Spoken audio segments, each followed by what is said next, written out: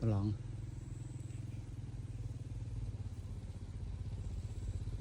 em còn tiếng đùng đòn co này tiếng đùng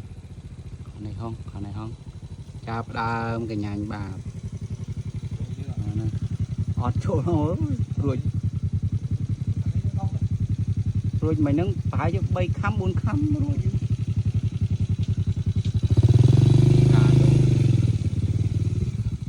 đòn lại được nhóm nào với này rồi